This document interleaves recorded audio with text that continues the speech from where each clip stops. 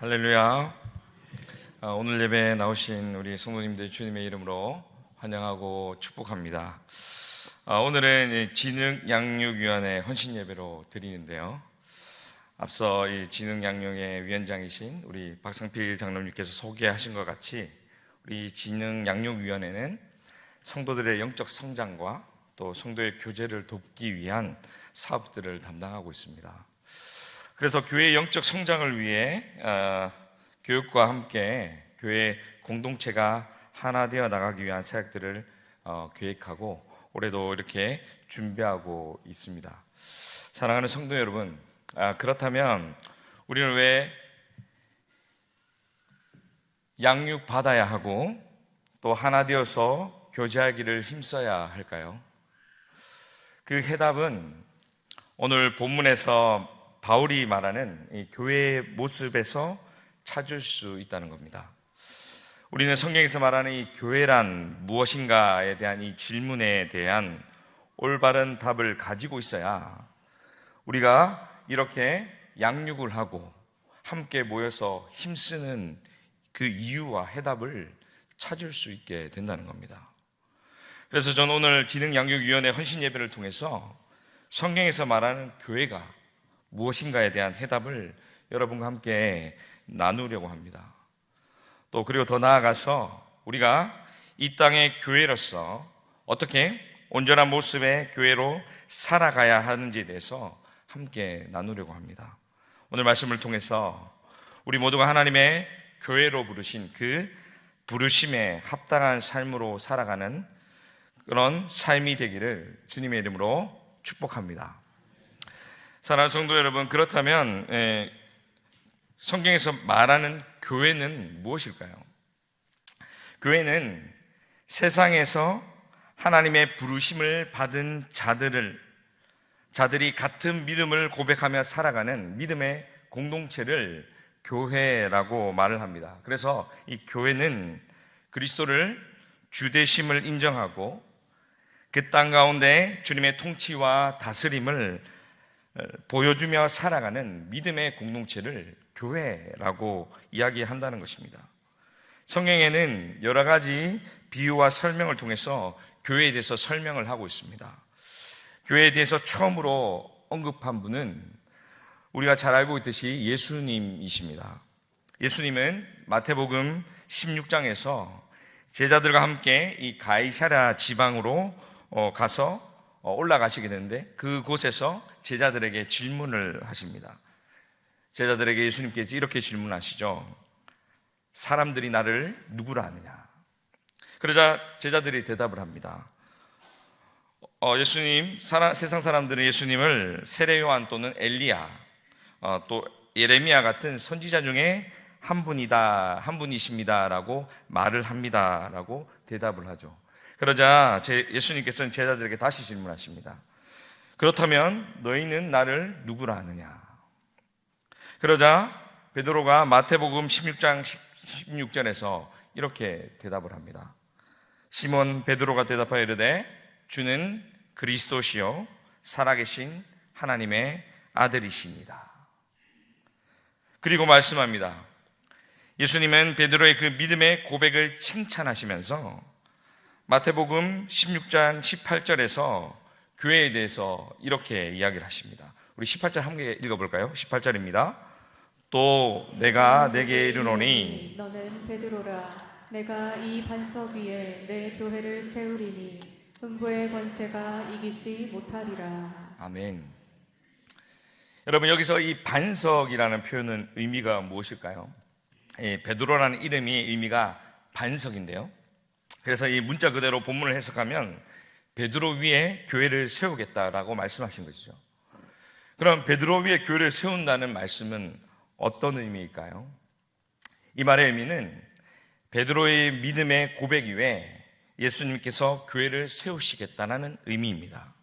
다시 말해서 예수님이 나의 주인이 되시며 나의 구원자가 되시는 살아계신 하나님의 아들이라는 이 사실을 믿고 고백하는 사람들이 모인 공동체가 바로 교회라는 것입니다.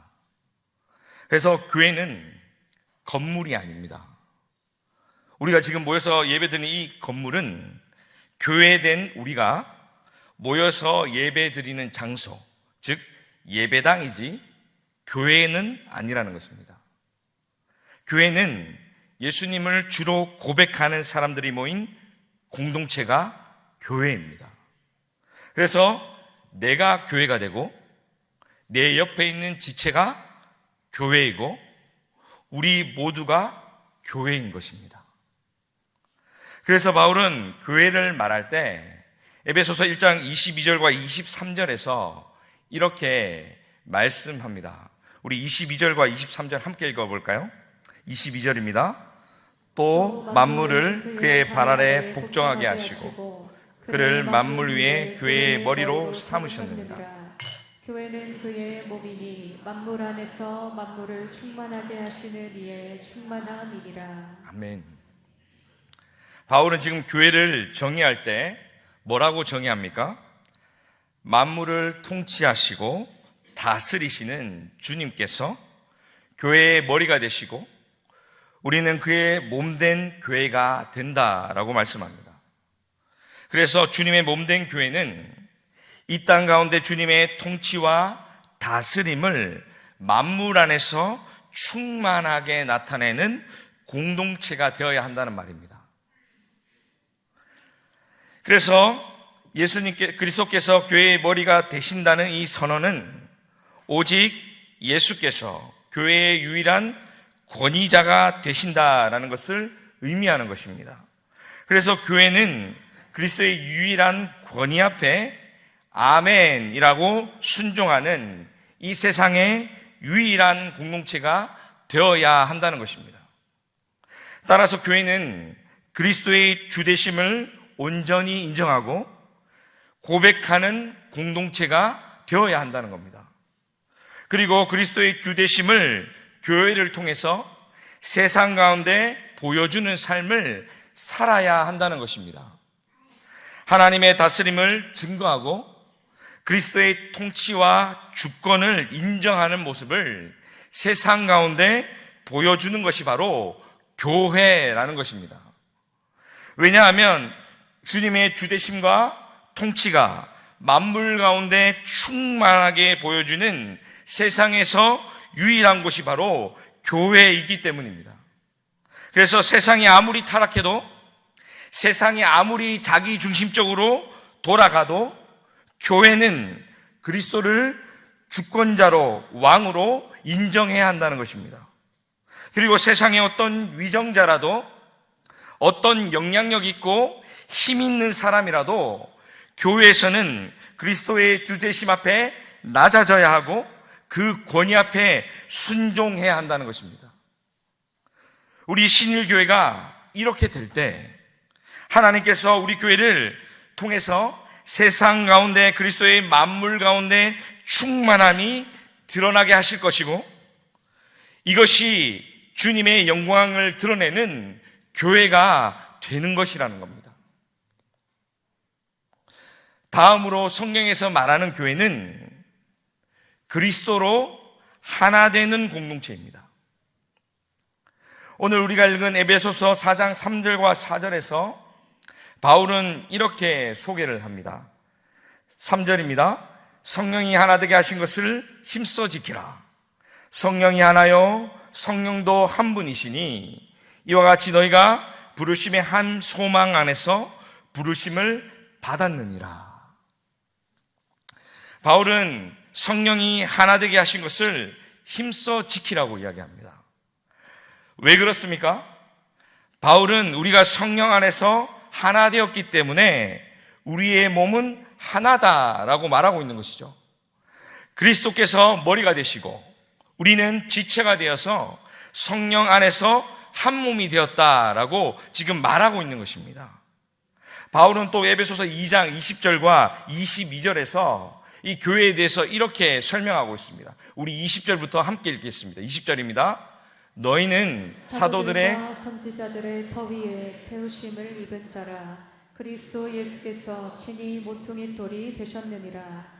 그의 안에서 건물마다 서로 연결하여 주 안에서 성전이 되어가고 너희도 성령 안에서 하나님이 거하실 초소가 되기 위하여 그리스도 예수 안에서 함께 지어져 가느니라.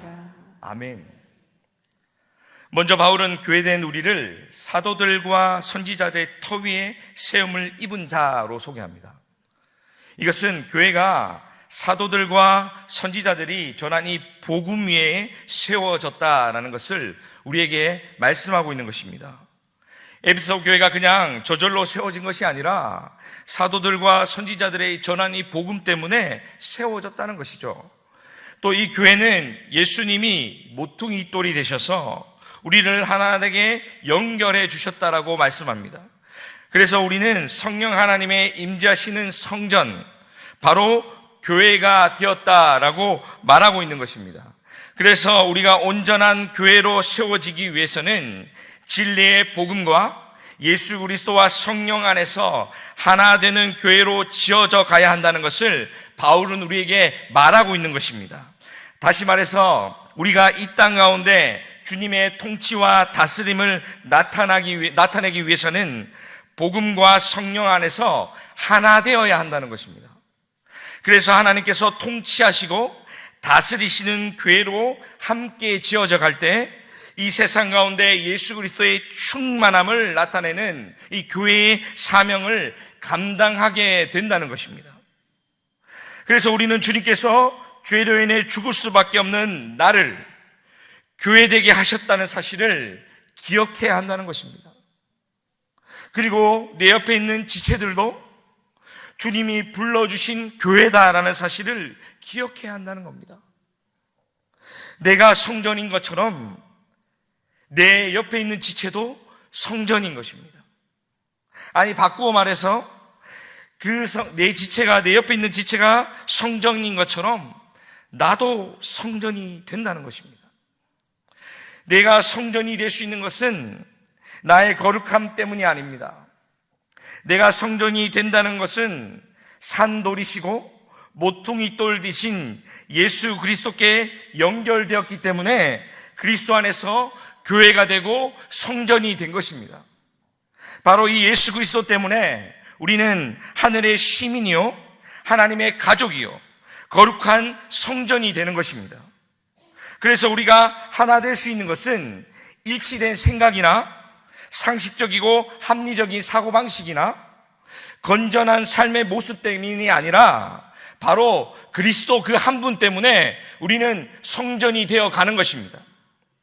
그리스도 때문에 교회는, 그리고 그리스도인은 가난한 자, 소외제한 자들을 사랑하고 원수도 사랑하는 그런 공동체가 되어야 한다는 것입니다. 그리고 우리는 내 안에 계신 그리스도 때문에 우리 자신을 미워하거나 원망하거나 낙심할 수 없습니다. 왜냐하면 우리는 주님께서 핏값으로 사신 그리스도 안에 온전히 지어져 가야 할 교회이기 때문입니다. 사랑하는 성도 여러분, 이것이 성도로 부름받은 부름받은 성도의 삶이라는 것입니다. 우리는 이 구원의 부르심에 합당하게 행해야 한다는 것이죠. 하나님께서 우리를 하나 되게 하라고 구원하셨으니 그 부르심에 합당한 교회로 지어져 가야 한다는 것입니다. 이것은 내가 하고 싶다고 하고 하기 싫다고 안 하는 그런 선택사항이 아니라는 거예요. 우리가 교회라면, 진짜 주님이 핏값으로 사신 교회라면 하나됨은 선택이 아니라 필수라는 것입니다. 우리가 장기를 이식할 때 죽은 몸에서 장기를 빼내는 이유가 무엇입니까? 새로운 몸과 하나 되게 하기 위해서입니다. 마찬가지로 하나님은 이 세상에서 우리를 불러내 주셨습니다. 그 이유는 부르심을 받은 우리가 그리스도 안에서 서로 한 몸을 이루게 하기 위함이라는 겁니다. 그것이 예수께서 우리를 이 땅에 교회로 부르신 이유라는 것입니다. 그래서 우리는 혼자서는 온전한 교회로 세워질 수 없다는 것입니다. 교회는 한 성령 안에서 하나 되어 함께 지어가야 하기 때문입니다. 그래서 이 땅의 교회를 보면 마음이 아프고, 이런 모습이 정말 주님이 기뻐하시는 모습일까? 또 이런 여러 가지 문제들을 갖고 있는 교회들을 보게 됩니다. 그런데요, 여러분, 우리가 그 모습 때문에 교회가 된 것이 아닙니다. 교회는 주님께서 우리를 불러주셔서 함께 지어져 가는 그리스도의 몸을 세우기 위해서 교회로 세워주셨기 때문입니다. 그래서 우리는 낙심할 수 없습니다. 포기할 수 없다는 겁니다. 우리는 끝까지 교회로 세워져 가야 한다는 것입니다.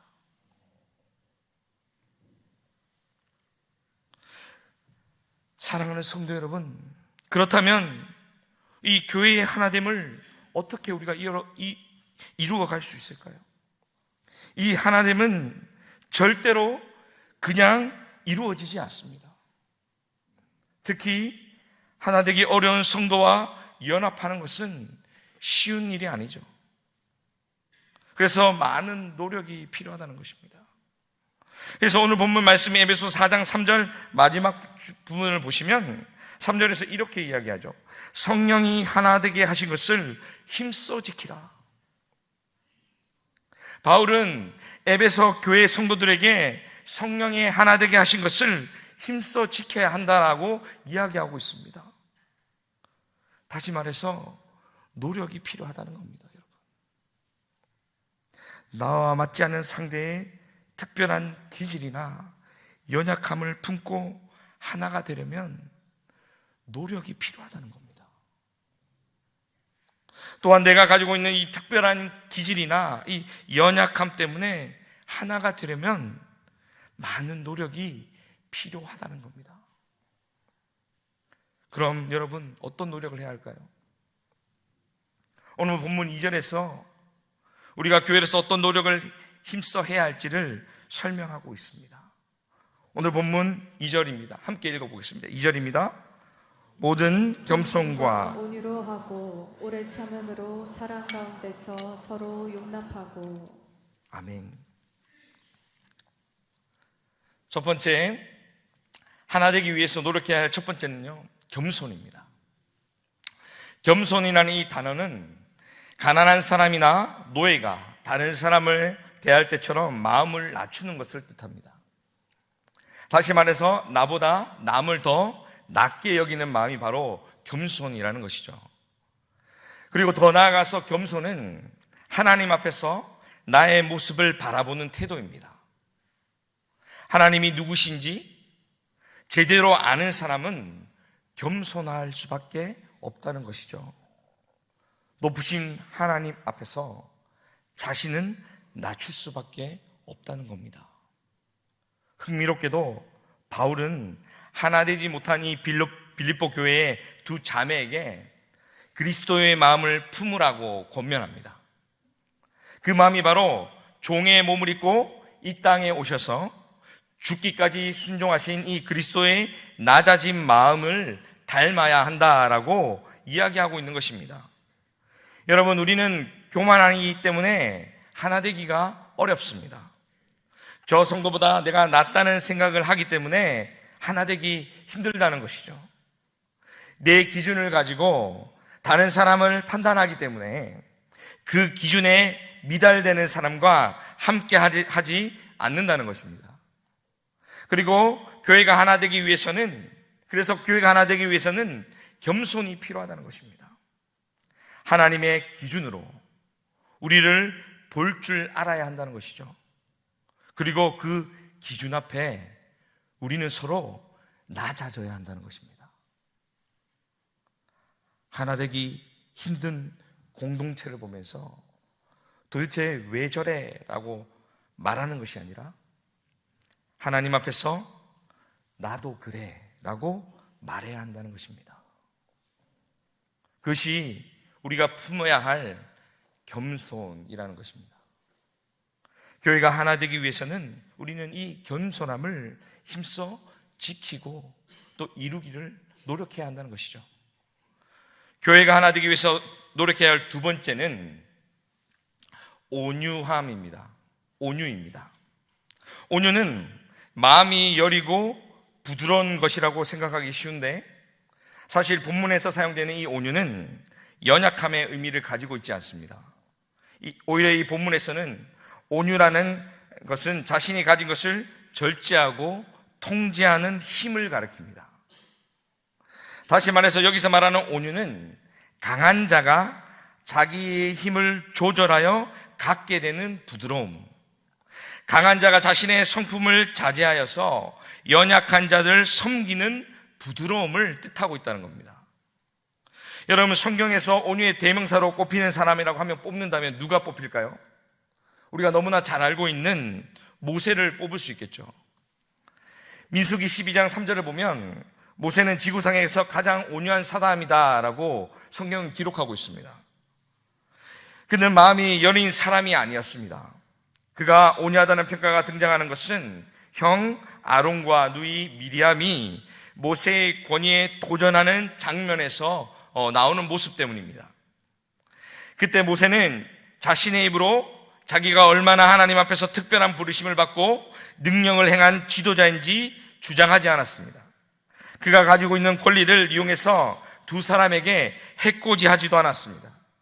오히려 자기 권리를 사용하여서 분을 내는 것을 참고 통제하고 조절하였습니다. 그것이 모세가 가지고 있는 온유함이었다는 것입니다. 신약에서 온유의 대명사로 등장하는 분은 예수님이죠. 예수님은 스스로 나는 마음이 온유하다라고 말씀하셨습니다. 다시 말해서 예수님의 마음이 온유하다는 것은 예수님의 마음이 여리다는 이야기가 아닙니다. 하나님으로부터 가진 권리와 권세를 함부로 사용하지 않고 하나님의 뜻에 따라 철저하게 통제하고 절제함으로 이루어 가신다는 것을 의미하고 있는 것입니다. 악을 악으로 갚지 않으시고 위협하지 않으시고 악을 손으로 갚으시는 것, 그것이 예수님이 보여주신 온유함이었다는 것입니다. 사랑하는 성도 여러분, 우리가 하나 되려면 이러한 온유함이 필요하다는 겁니다. 성도와 하나 되기 위해서 우리는 내세울 수 있는 권리와 분노를 내려놓고 통제하고 조절할 수 있어야 한다는 겁니다.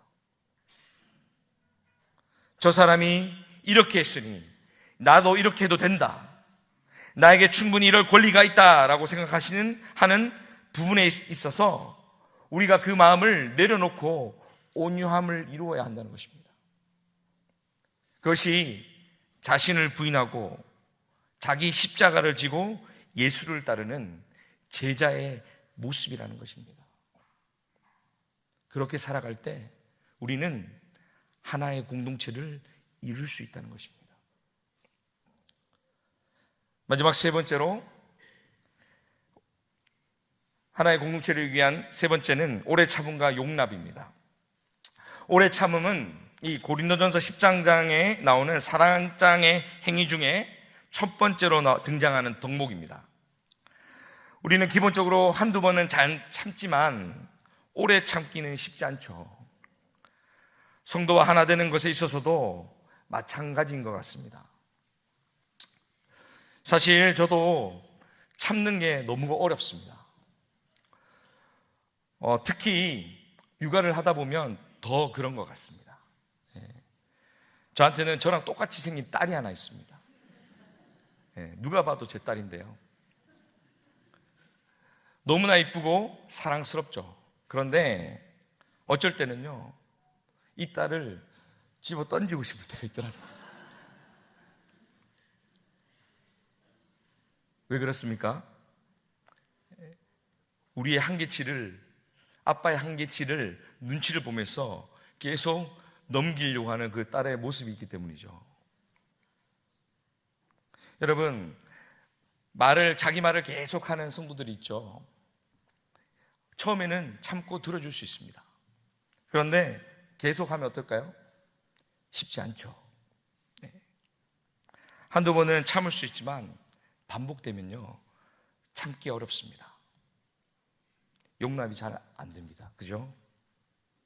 하지만 예수님은 같은 죄를 몇 번이나 참고 용서해야 하냐는 이 베드로의 질문에 뭐라고 대답하십니까? 7번을 70번까지 하라고 대답하셨죠. 그 말은 무슨 말입니까? 참을 만큼 참으라는 이야기가 아니라 천국 갈 때까지 참으라는 이야기입니다. 왜 그렇게 해야 됐냐고 이야기하십니까? 1만 달란트 빚진 빚을 탕감한 종의 비유를 통해서 예수님은 너희가 하나님 아버지로부터 비교할 수 없는 만큼 더 큰 용서를 받았기 때문에 너희도 그렇게 용서해야 된다라고 이야기를 하고 계신 것이죠. 내가 너를 불쌍히 여긴 것 같이 너도 내 형제를 불쌍히 여김이 마땅하지 않겠냐라고 이야기하셨다는 것입니다. 그리고 이렇게 말씀하셨죠. 마태복음 18장 35절에 이렇게 이야기하십니다. 너희가 각각 마음으로부터 형제를 용서하지 아니하면 나의 하늘 아버지께서도 너희에게 이와 같이 하시리라. 한마디로 우리가 하나님께 받은 만큼 성도를 사랑해야 하고 우리가 하나님께 받은 만큼 오래 참고 용납해야 한다는 것입니다. 그런데 잘 안 되는 게 사실입니다. 왜냐하면 우리 안에 있는 사랑이 사랑으로 하려고 하기 때문입니다. 여러분, 우리 안에는요, 사랑이 없습니다. 그 사랑은 어디서 오는 것입니까? 하나님께로부터 오는 것입니다. 그래서 우리가 가진 걸로 사랑하려면요, 저처럼 집어 던지고 싶은 때가 있다는 겁니다. 그런데 하나님이 주시는 사랑으로 사랑하기 시작하면 어떻게 될까요? 참을 수 있게 된다는 것입니다. 사랑할 수 있게 된다는 것입니다. 은혜로 감당하게 된다는 것입니다.